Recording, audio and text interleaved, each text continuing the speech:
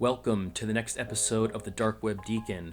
Before we begin, be sure to smash that subscribe button, click the bell to turn on notifications. New videos are published every Monday and Thursday, and as always, be sure to like and provide comments. On the dark web, there are threat actors seeking help for a range of different types of activities and jobs, from malware attacks to identity theft. When they need a new hire, they post ads like any other business.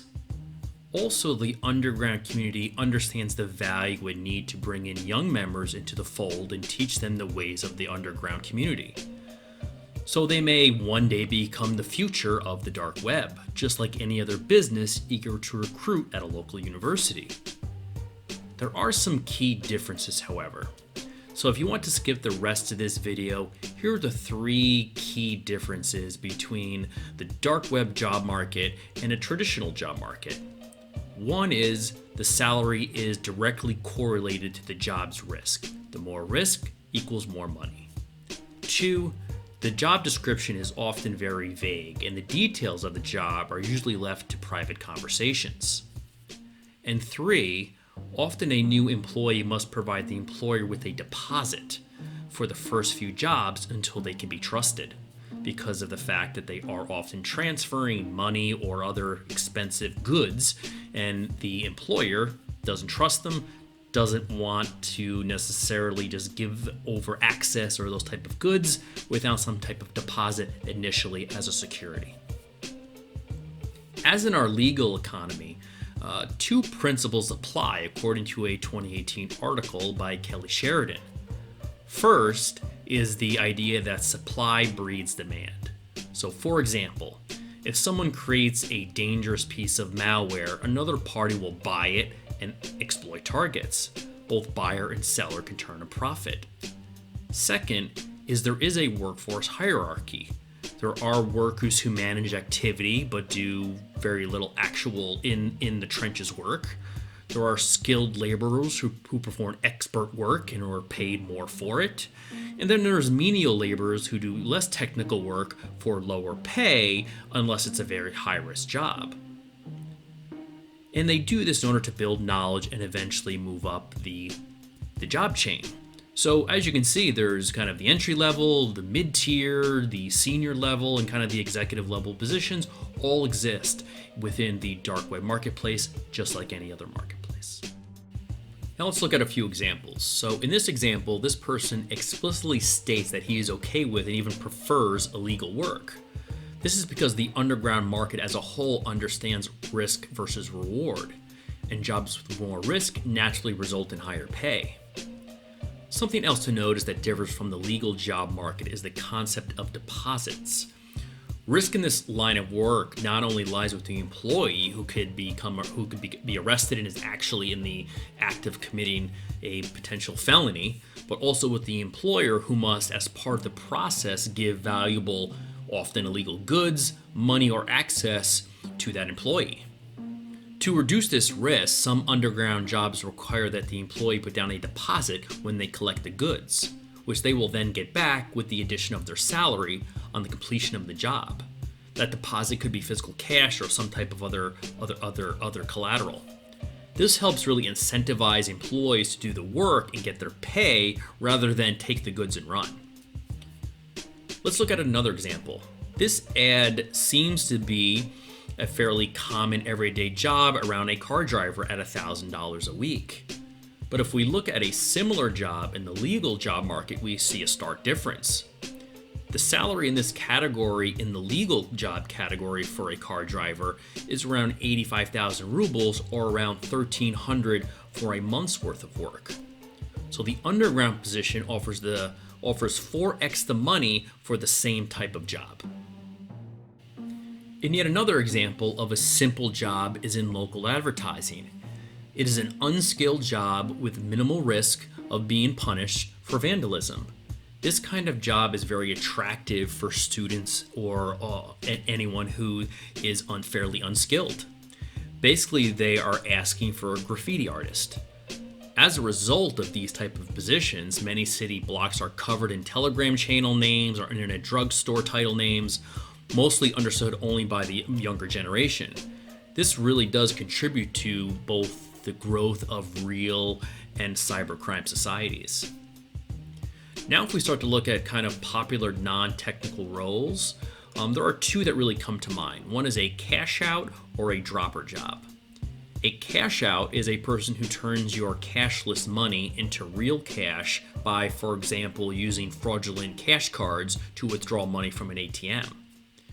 This advertisement offers for around 250,000 to 450,000 rubles per month. A dropper is a person who receives money transactions, goods, or anything else, and then redirects them to a target point or another dropper. So it's really the distribution channel of moving these goods from one spot to another. A dropper is one of the most, if not the most popular jobs. There are high-risk jobs that can lead to prison for sure, if caught, since you are physically in possession of illegal goods. Next up, and definitely some of my favorite job advertisements that I've run across, are disgruntled employees with access. So as I've mentioned in a previous video, which I will tag above, disgruntled employees are one of the 6 main groups that allow for data to basically be published to the dark web and put up for sale. Offers like the above simply require the employee be able to help provide some inside information. This often ties back to a larger operation that requires monitoring to make sure that it's progressing as expected or tracking of specific people as needed. The next offer looks for employees of banks who can assist obtaining loans for droppers or other needs that contribute to a larger operation. The compensation starts at around $3,000 US, with the best employees earning roughly $5,000 to $6,000 a month. For comparison, the average monthly wage of a common Russian banker stands at about $500 to $600 a month. A Russian bank manager average salary is in the $1,500 to $2,000 range, with senior manager salaries reaching anywhere from $3,000 to $4,000. So really what this means is that an entry-level bank employee doing this type of work could earn just as much as a senior banker doing legal work. Also, as we see with this post, others aim even higher, attempting to recruit security professionals and government employees for what they describe as a long-term collaboration.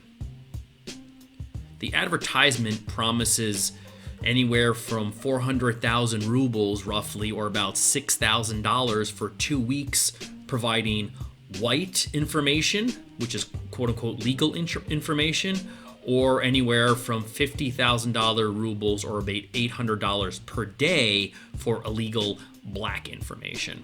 So the white information could definitely be something that's not as sensitive, but just basic inside information, where the black information would be stuff like payroll information, upcoming mergers, stuff like that would be considered black information.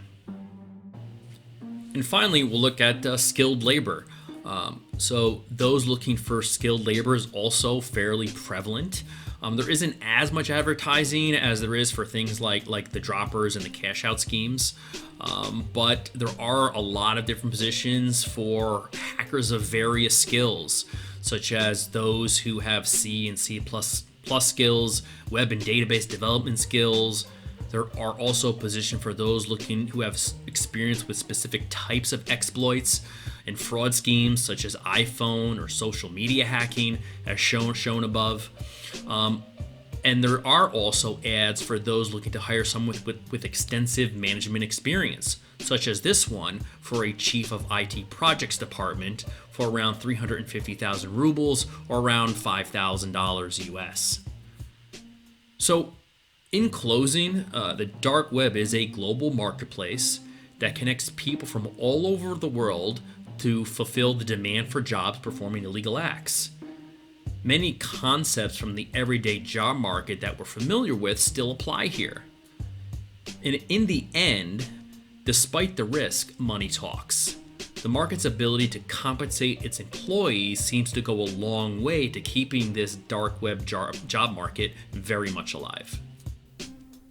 Thanks for watching, and as always, please like, subscribe, and provide comments, and turn on notifications by clicking the bell in order to check out future videos published twice a week.